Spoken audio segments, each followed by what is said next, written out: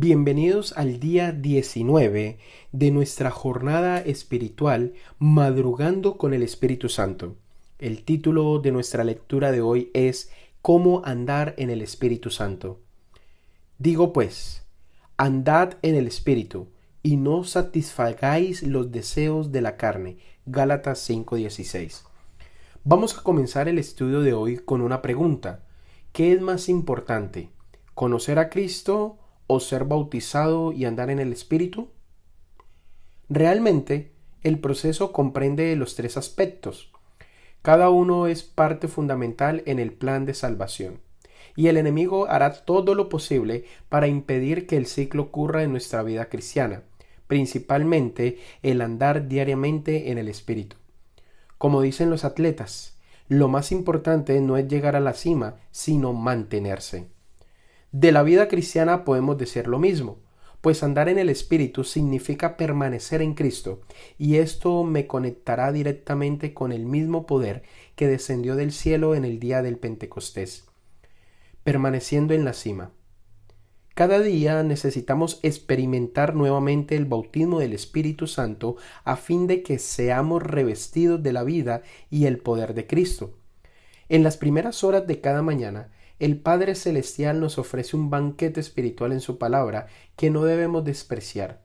En su presencia recibimos gracia, misericordia y poder para permanecer en Cristo durante todo el día. Jesús sigue hablando: permaneced en mí y yo en vosotros. Como el pámpano no puede producir fruto por sí mismo si no permanece en la vid, así tampoco vosotros si no permanecéis en mí. Yo soy la vid, vosotros los pámpanos. El que permanece en mí y yo en él, éste lleva mucho fruto, porque separados de mí nada podéis hacer.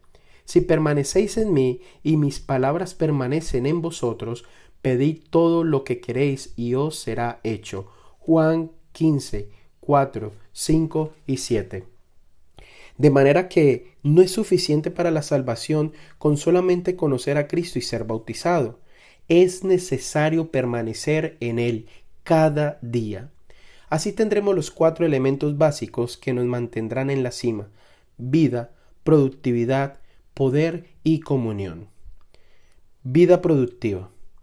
Permaneciendo en Cristo, tendremos vida original en abundancia, es decir, vida eterna. Además, experimentamos la productividad, que es otra marca del permanecer. Aquel que permanece lleva mucho fruto. Juan 15:5. El tiempo que tú empleas en comunión y oración, buscando el poder para permanecer durante el día en la presencia de Cristo, será compensado en todos los aspectos de tu vida. El tiempo dedicado al estudio de la palabra de Dios y a la oración producirá un fruto multiplicado por 100. Producirá un fruto multiplicado por 100. Medita en esta bendición. Es una bendición elevada a la potencia 100 en todos los aspectos de la vida. Ahora, ¿es esta afirmación una profecía de la palabra de Dios para ti? Piensa y medita.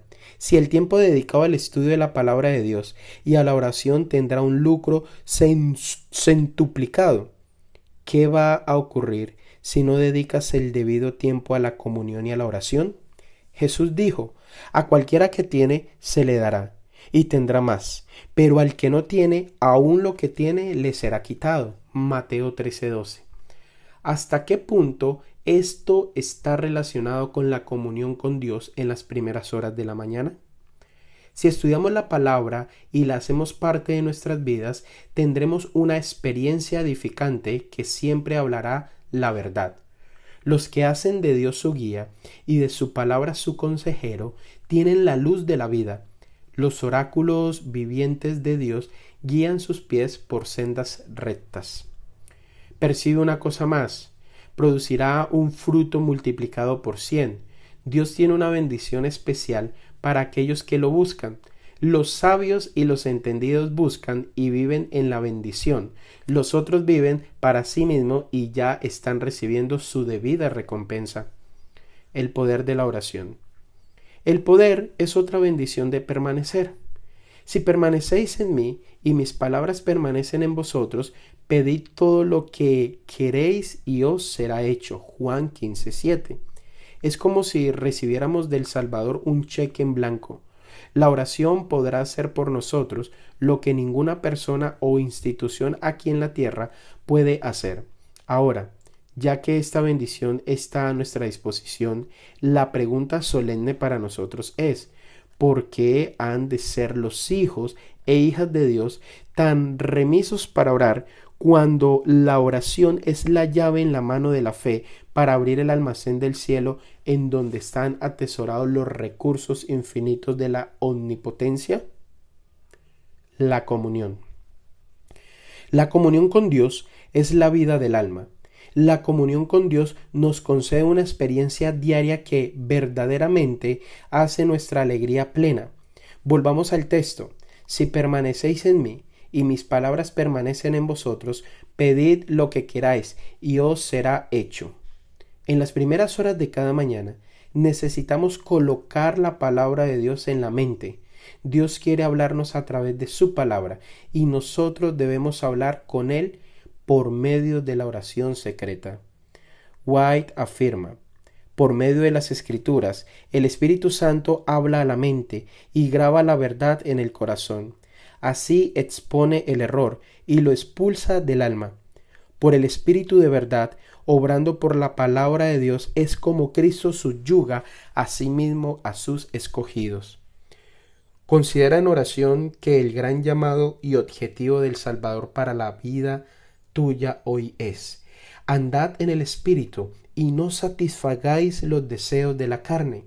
Así como Enoc anduvo con Dios en medio de una generación impía y corrupta, procura vivir la misma experiencia hoy. Pídelo a Dios en humilde y santa oración. Guarda en tu corazón: deben realizarse un reavivamiento y una reforma bajo la administración del Espíritu Santo. Reavivamiento y reforma son dos cosas diferentes. Reavivamiento significa una renovación de la vida espiritual, una vivificación de las facultades de la mente y del corazón, una resurrección de la muerte espiritual. Reforma significa una reorganización, un cambio en las ideas y teorías, hábitos y prácticas. La reforma no producirá los buenos frutos de justicia a menos que esté relacionada con el reavivamiento del espíritu. El reavivamiento y la reforma han de efectuar su obra asignada y deben entremezclarse al hacer esta obra. Mi compromiso constante. Ora por la renovación del Espíritu Santo. 2. Ora por mis amigos y mis familiares. 3. Vivir en la presencia de Cristo. 4. Dar testimonio del Evangelio. 5. Adorar a Dios con los diezmos y las ofrendas de forma sistemática y proporcional a mis ganancias. En el plan de acción hoy te invitamos para que dones dinero para algún proyecto social que tú conozcas. Hoy queremos desearte un feliz y bendecido día en compañía de nuestro Creador.